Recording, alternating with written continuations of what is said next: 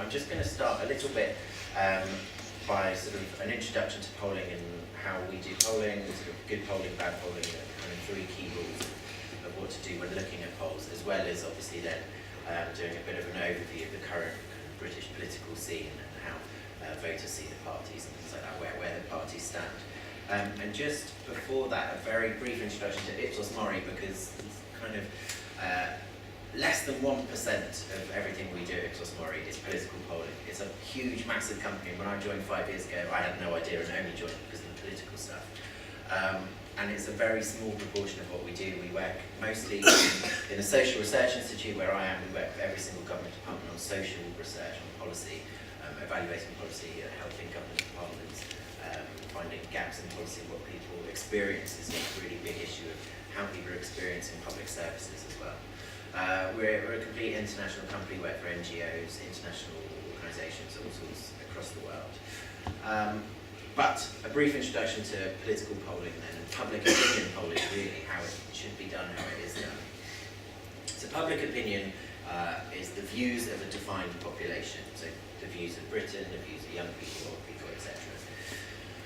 But public opinion polling, so a public opinion poll, is the views of a defined population, but a representative sample of that. Obviously, we can't go to everyone, that's a census, so we have to have a representative sample, and that's a really important thing to take away, is it's got to be a representative sample. I'll touch on that a little bit more. It can't just be anyone. And quite often we get told, 1,000 people, that's not enough. How can possibly 1,000 people be enough to tell you what the whole country's thinking? And we're not at all saying it's what everyone thinks, it's what a representative sample thinks. And one of the kind of fairly neat analogies we use when explaining it is a cup of coffee or a bowl of soup. You don't need to eat the whole thing or drink the whole cup of coffee to know what it tastes like. If you mix it well enough, if you make sure you get all the elements of that cup of coffee, a spoonful should teach you or should tell you what it tastes like.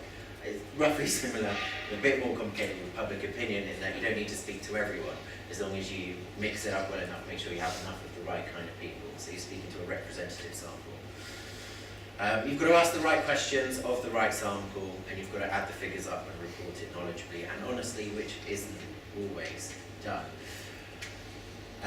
We measure perceptions, not facts. We can't tell you what people will do or what they have done. All we can tell you is what they tell us that they have done or will do or what they think.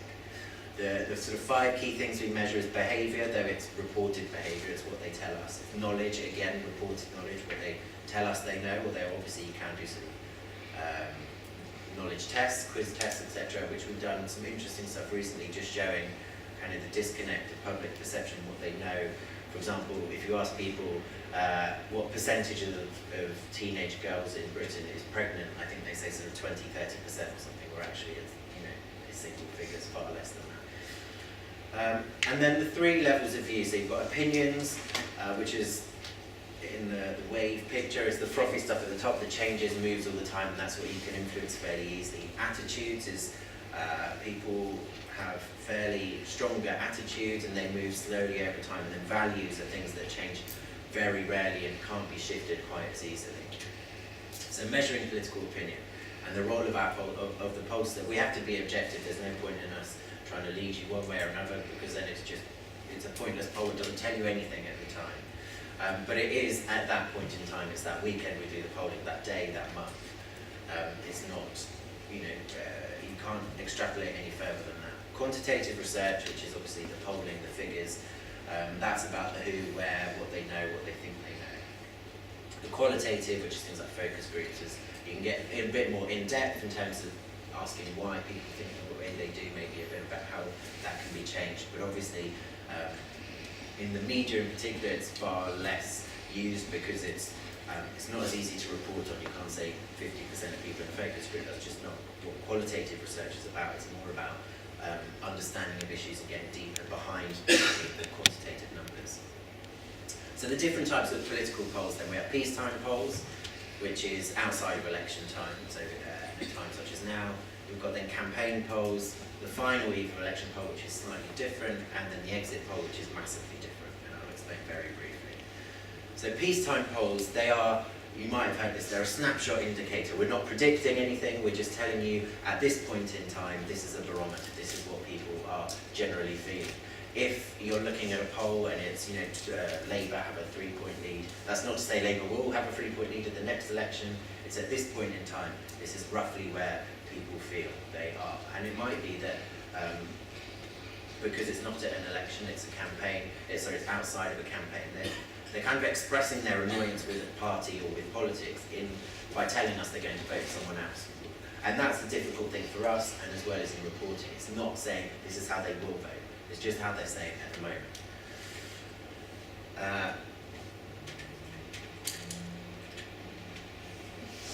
Slightly frozen, but I will try and carry on. So campaign polls, which are obviously taken during the campaign from the moment it's been called to the end of the campaign.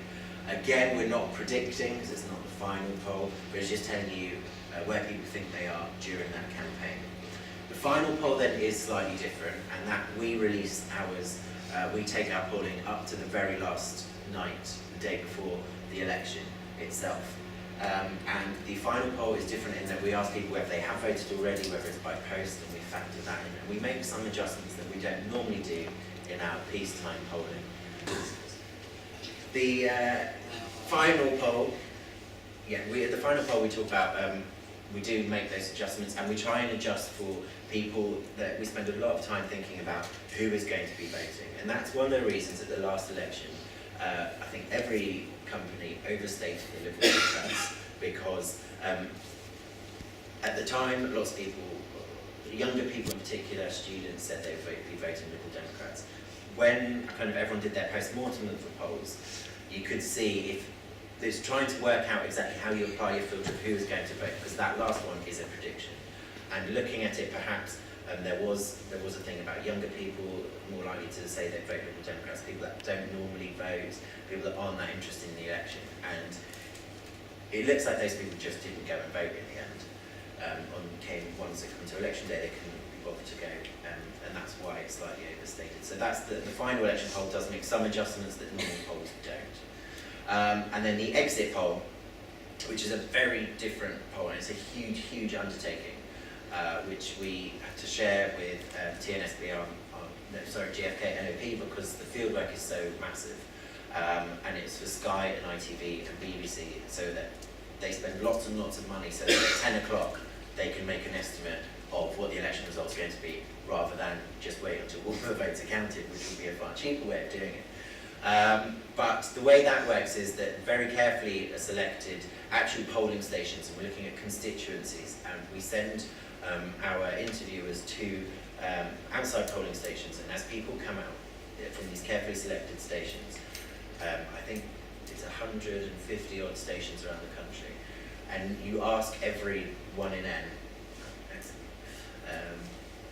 how they did actually vote. So we're not asking how will you vote, it's how did you vote, and they are replicated. You kind of have a ballot paper and you give it to them, and then that's updated, and then professors, Rawlings and Fisher and Curtis they're stuck in a room all day and not really allowed out to talk to anyone, because they are the only ones that are seeing the data, and they do all sorts of algorithms on it. That actually is remarkably pretty accurate. And at the last election, when the BBC beamed our results up onto Big Ben, I think we were within, so we were within 2 on the Conservative result, within 3 on Labour, and within 4 on the Lib Dems. And this is actual seat projection, so it's not percentage of the vote, it's what we think the result was going to be. And it was remarkably accurate, as I say. John Rentoul gave us a lovely quote, which we use in all our proposals now, the crowning triumph of opinion research. But we do have our critics. Not everyone likes polling, and particularly actually politicians don't like our polling or any polling when it tends to tell them something they don't want to know. It's a brilliant thing that you always see politicians in an interview say, oh, polls come and go, that's the standard one, or polls go up and down, we don't look at the polls. And then when they're trying, in particular Syria was an interesting example, when they're trying to make their point and the polls agree with them, well, this is what the public are telling us, that all the polls point this way. So you kind of pick and choose what you like. Warren Buffett, President Truman, J.B. Priestley, they all have had choice things to say about opinion polling. And Ian Dale, at the 2010 election, when our exit poll was put up, was made live, he just didn't believe that the Lib Dems would do as badly as we were projecting them to do. In actual fact, they did worse than we projected them to. And he said he'd run down White or naked, and Ben Page, our chief exec, sent him a taxi the next day, but he's not yet done it. And we know the public is slightly sceptical of us as well. So just 23% trust the information provided by pollsters. But we think we're pretty good at it, we think we know what we're doing, and we've got a decent track record. But the things to bear in mind, what makes a good poll? So the three kind of key ground rules is a good question. You have to start with a good question. It has to be relevant, people have to know what it's talking about, have to understand what you're asking. I've got some examples of bad questions of not what to do. And of course it can't be leading one way or another, because that is just pointless, because you're not learning anything from that. And we do quite often argue with clients that come to us and say, can you do this question? And we are very strict on not doing biased questions, because it just is, it's just no point to them, and it's a threat to our reputation as well. So this is one. Thinking about the comprehensive spending review. Are you in favour of the radical measures proposed by the government to stimulate fiscal recovery? This was an actual question asked. And I'm going to tell you why it's so bad. So, don't assume knowledge. People, and this is the one really fascinating thing with my job as a pollster, is you realise how little people care, how little people are interested, how little people follow politics. So the comprehensive spending review, what is that? People won't know. Are you in favour? That's really, pushing them one way or another. It's far easier to agree with the question you're being asked, unless it's, are you in favour or opposed? Do you support or oppose? Radical measures. Radical is quite a loaded term. Be specific, what exactly are you asking them about? And use simple everyday language. Stimulate fiscal recovery. What does that actually mean to people? And this is one of our favourite examples. Are you in favour of direct retaliatory measures against Franco's piracy? Obviously asked them time ago, but we still use it because we think it just shows how bad questions can be. And more subtle differences can have a big impact. So this poll is taken by us. And it shows actually public opinion was quite divided about whether to increase taxes or cut public spending. However, at roughly the same time, a YouGov poll showed that 60% chose spending cuts over tax increases. And when you ask the question this way, you can see why. Should cutting the deficit, the budget deficit, be mainly through raising taxes or cutting public spending? I mean, everyone's just going to say cut spending because why would you want to raise taxes? However, when you look back at maybe the difference is why, is that we tried to explain a bit more. So 36% said cutting public service spending, but we explained why. So key public services, explaining what that money does get spent on. And obviously the opposite as well. Spending on public service should be maintained, even if it means increasing income tax. So it's trying to give context and not assuming people know exactly what you're talking about. The science of sampling, I'm sure people at this university have entire modules on this. I'm not going to go into huge amounts of detail. But very briefly, pure random sampling isn't done for political polling in this country, mostly because it's expensive and takes a long time. So well-conducted quota sampling, which is what we do, usually is a good fit for this kind of polling. It's not necessarily the most appropriate thing for every type of research, but for this sort of polling it works. And basically that's where we use data such as the census, such as the labour force survey, and we know roughly what the population looks like, how many men, women, old, young, private sector, public sector workers, unemployed, etc. And you set quotas on those. So when we say, right, we're going to do our 1,000 interviews, but we need to have this many men, women, old, young, etc. And then afterwards, when we get the data in, we weight it as well to make sure it's as accurate as possible in terms of those demographics, so it does represent the population. Margin of error, strictly speaking, doesn't apply to quota sampling and only to random sampling, but if a quota sampling method is used well, then you can talk about margin of error just about. And this shows you, because quite often people say, oh, as I say, 1,000 people. Well, this one's got 2,000 people, so it should be much better. That's not necessarily true. It depends which 2,000 people they speak to, and I'll show you that in a second. But the margins of error aren't very different between 1,000 and 2,000. Between 100 and 1,000 there is a difference. But so on a 1,000 poll, you're talking about 2 or 3% margin of error, and that's both ways. So actually, when you're looking at a lead of, say, Conservatives and Labour, you need about 6 points for the because it's both ways to be significant. And as I say, size doesn't necessarily matter. This was an Express straw poll. The Daily Express did a straw poll. I think it was on their website, or you could text it and say, who, and they do this on lots of news websites a lot, is, tell us what you think and do a poll. And then they say 91% are going to vote Conservatives because 70,000 people were asked on the Express. Clearly there is a problem because these are just Daily Express readers, they're not representative of the country. The fact that it's 70,000 doesn't matter because it's 70,000 of the same type of people. So when we did a poll of Express readers at roughly the same time, we found slightly different. Again, clearly the Daily Express is a right of centre newspaper, so they are going to be more likely to vote for Conservatives. But the straw poll also just took into account the fact that this is people that chose to bother to text in, to go on their website, whatever it was, to write into email, whereas we made a bit more effort to speak to people that weren't that gung-ho to give their opinions.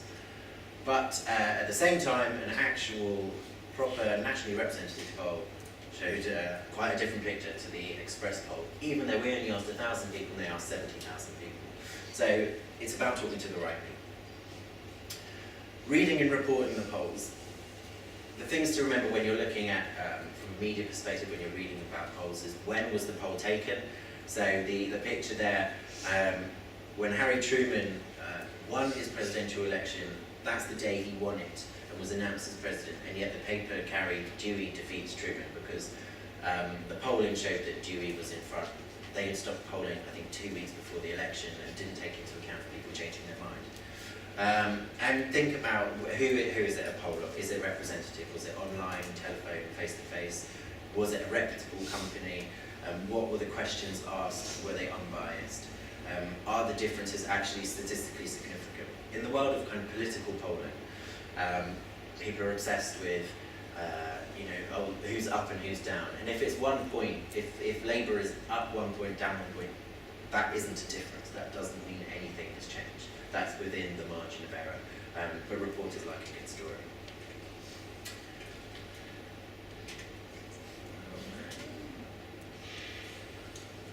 Okay.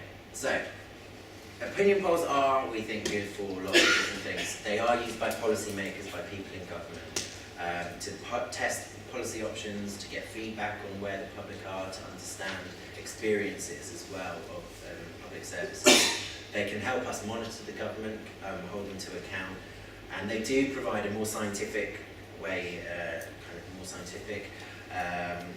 understanding of where public mood is at. We were talking about Russell Brand earlier, and his interview yesterday. If you listen to him and people like him, people that share his opinions, then you think the country's going one way. A poll can tell you exactly what people are thinking, rather than just those people in the commentary. And they are a reminder to politicians and policymakers what the public's priorities are, what they want to change, what they think needs to be improved. We do a lot in the local government, and the one thing that keeps coming up is activities for teenagers people want in their local area, something for kids to do, and potholes is always the big thing that people want to improve in their local area. And of course it's good for political nerds and the news stories, and that's where I'm going next. So I'm going to give you an overview of the political scene at the moment in terms of the polling. So this is a trend since the election, since May 2010, where the parties are in the voting intentions. Our last poll did have Tories and Labour neck and neck on 35%, but the story is quite interesting when you look since the election what has happened. So up to the end of 2010, the Conservatives actually held a very small average lead, so this is when you're averaging all our polls in that time. So in 2011, going up to March 2012, there was a small but fairly consistent Labour lead of 4 points on average. And then in March 2012, we rarely see something that really changes something as dramatically as this did. Something that really changes the polls is quite rare, especially outside of campaigns, and it was the budget. And from the omnishambles budget, as it was called, from April 2012 to April 2013, Labour went from an average 4-point lead to an average 10-point lead, and of course that meant it was bigger, it was slightly smaller. But that really shifted the narrative and shifted the polls, where Labour had a very big lead. Since April 2013, though, we have seen things narrowing slightly, and up until our last poll, a week or two ago in October, Labour had an average 5-point lead. As I say, it was actually tied, but over that time, things are narrowing, and other pollsters also show it narrowing. And so is the Labour lead soft? And that's what we keep being asked, is how fragile is their lead? And there are reasons to be concerned, but Labour are holding on to most of the 2010 voters. So this is from, we've added together all our polling, so 8,000 interviews between January and August of this year. And looking at people that voted Labour in 2010, 60% of those people still say they are certain to vote for Labour, and 23% still say they vote for Labour, but they're not certain that they will vote, and only 18% have changed their minds. Amongst the Tories, only half are still certain to vote Tory, and you can see where those are going, quite often to UKIP, but they are also losing to Labour and Lib Dems and others. But what Labour are really relying on is Lib Dem switches. So Lib Dems are only holding on to 26%, so 1 in 4 people that voted Lib Dem in 2010 still say they would definitely vote for Lib Dems. And 29%, so 3 in 10 are going to Labour at the moment. And that could well be, that's a slightly risky strategy for Labour to just solely be relying on these people. It's not certain that they will vote for Labour. They may well come in election time. They may well be just pissed off Lib Dems that hate the fact that they're in a coalition with the Tories, and so they're saying, fine, I'll probably vote Labour. But come an election, either they may not vote at all, or they may well go back to the Lib Dems. So, you need more than just that strategy. So the reasons to be worried: they have a mixed image. The Labour Party is seen as the party that sort of most looks after people, that kind of understands the problems far more so than the other parties.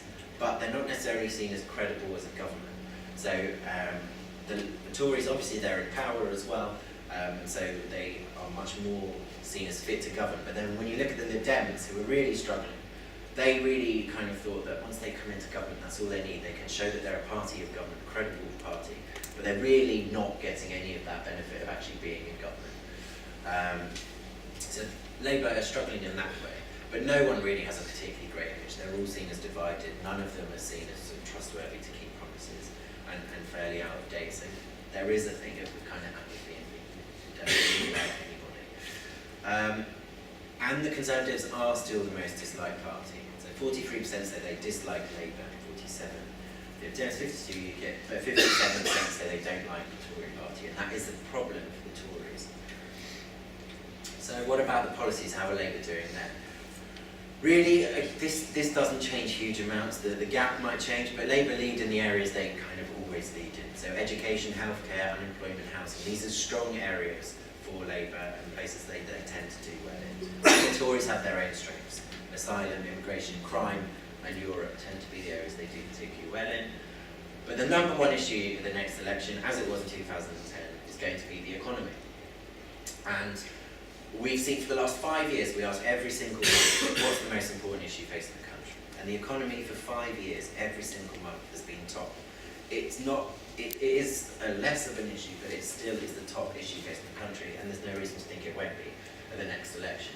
And on that issue, Labour haven't regained economic credibility that they lost. They didn't have it before the 97 election, they had lost it. But in the 97 election, the economy wasn't the number one issue.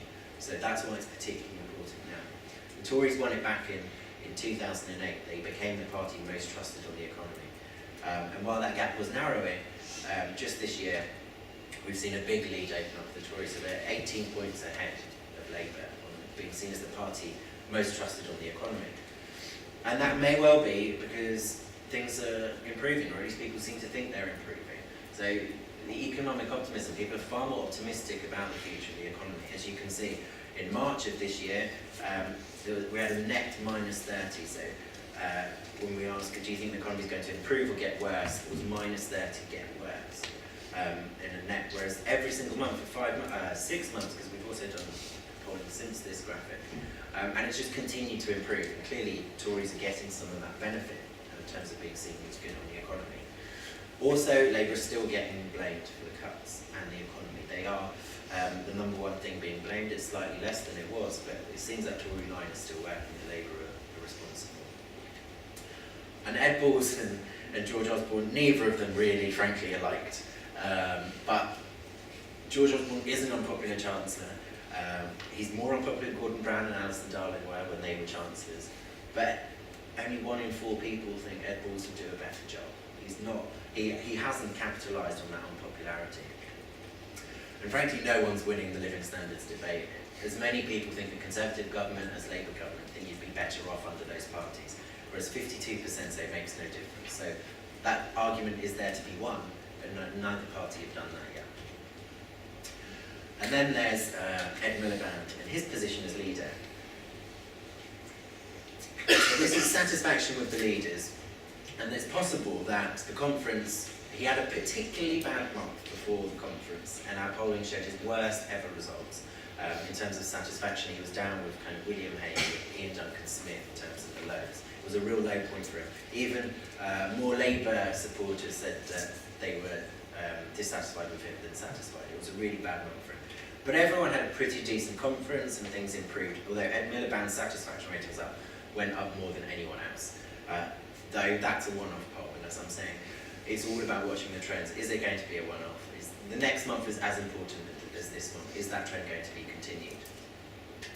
As I say, he fell to a real low, his lowest ever, though he has bounced back ever so slightly, and it'll be interesting to see where that trend goes. However, compared to David Cameron, he's never reached the approval ratings that David Cameron reached. David Cameron had one bad month, which was when it was flooding in his constituency and he went to Rwanda. But he recovered miraculously well and really had some very positive ratings as leader of the opposition. Blair's just fairly untouchable in the ratings. No one's going to reach those, I don't think, for a while, certainly not Ed Miliband. And as I say, he was down amongst the IDS and the William Haigs in terms of really low ratings. He will hope that this upward trend is maintained. But even among his own supporters, Labour haven't learned yet to love their own leader.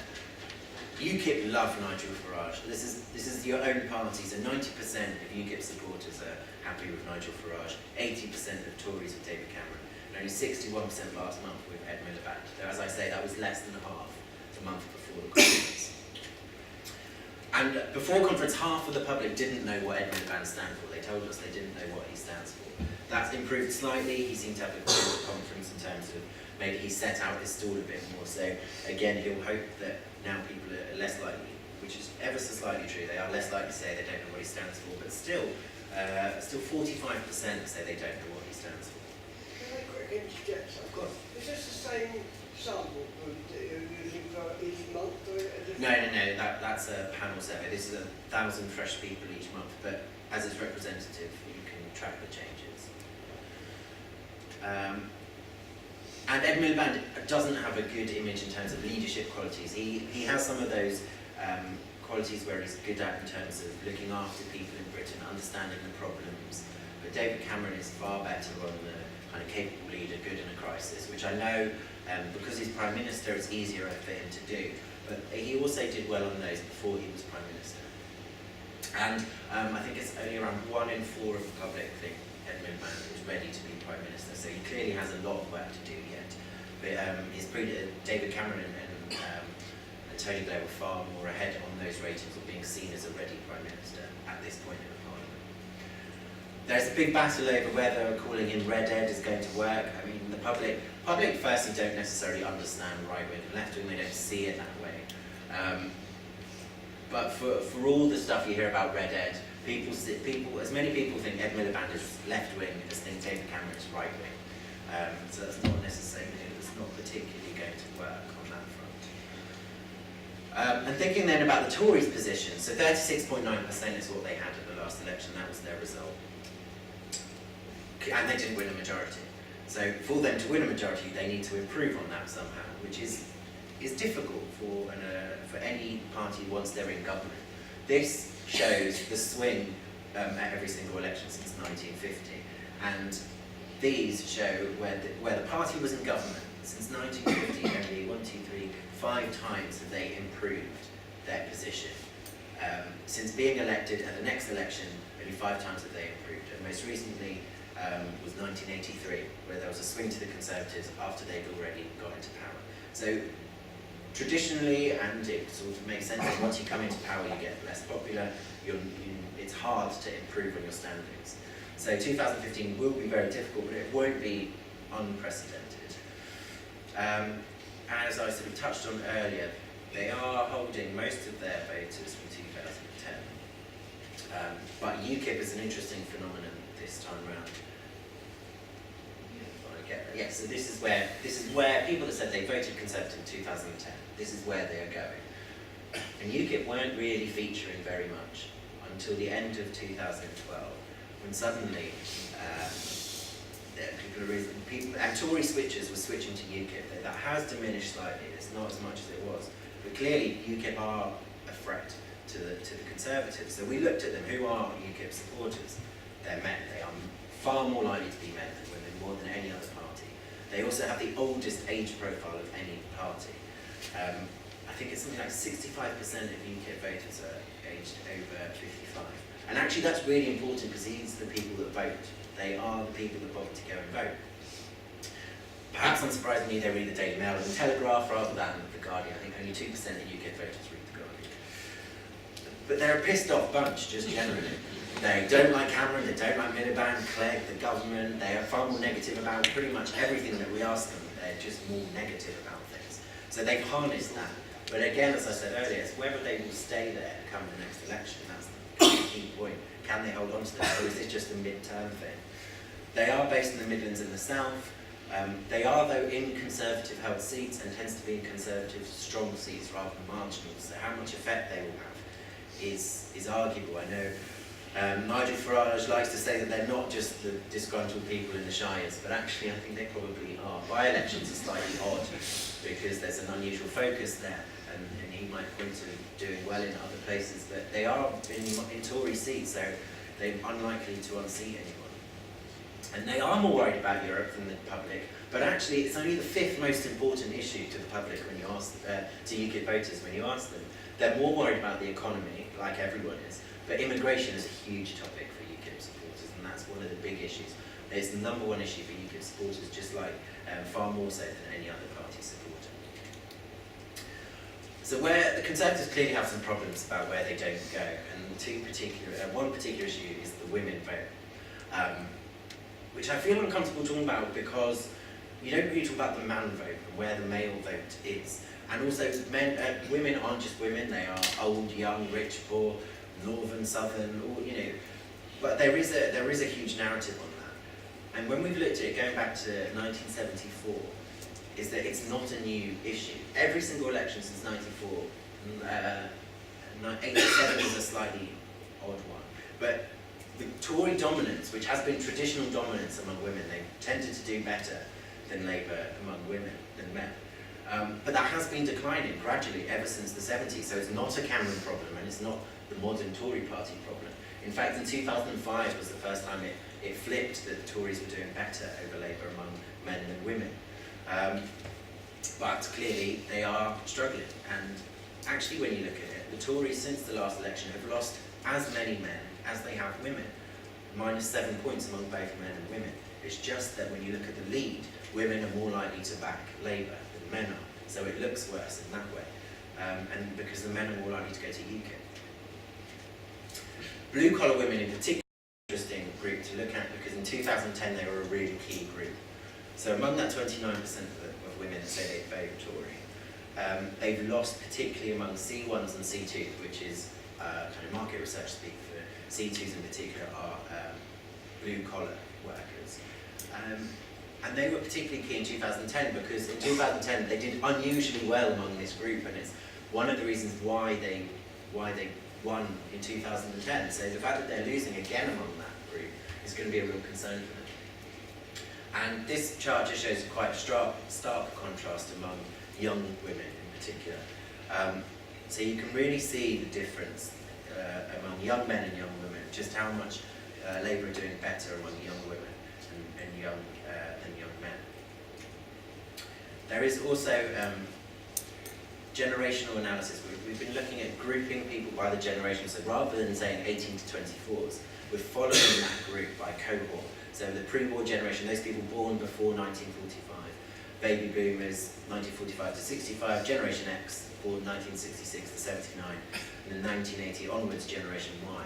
And traditionally, as we probably know, Tories do better among older people. But that has been falling recently, and the youngest group, Generation Y, have moved towards the Conservatives, and partly maybe because there's a kind of individualistic element of Generation Y.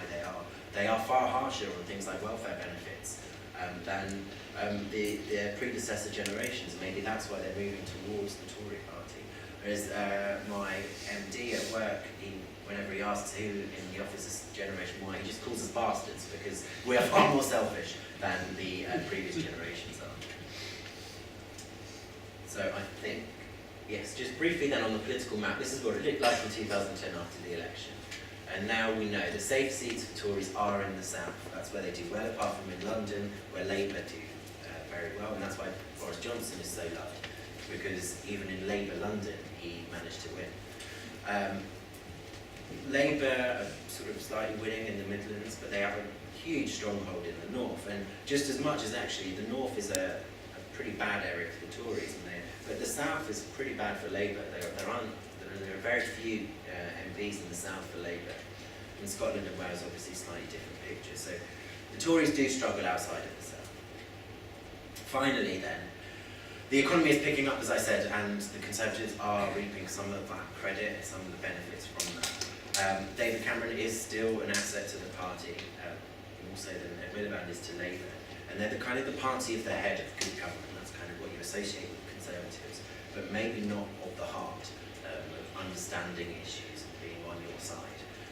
And there are no-go areas for Tories at the moment. I know they're working hard on that, but the data still shows that they aren't doing well in the north despite all their efforts. And UKIP is going to chip away at their base. Whether it's enough at a general election to make a difference, I am doubtful. And the historical comparisons aren't kind. It's going to be very difficult for them to improve on their score from 2010. The Labour lead seems consistent. They've held it until at least recently, but they are holding a lead, however small it might be. But electoral maths, as I say, is in their favour. They need to do, they do not need to do as well as the Conservatives did in 2010. The Labour can have a majority on a 1-point lead, whereas Tories had a 6-7 point lead and still can get a majority. They are losing ground on the economy though, and that's going to be a real issue. And Ed Miliband hasn't yet convinced the public. And as I talked about the Lib Dems, they need more than that as a strategy. Thank you very much.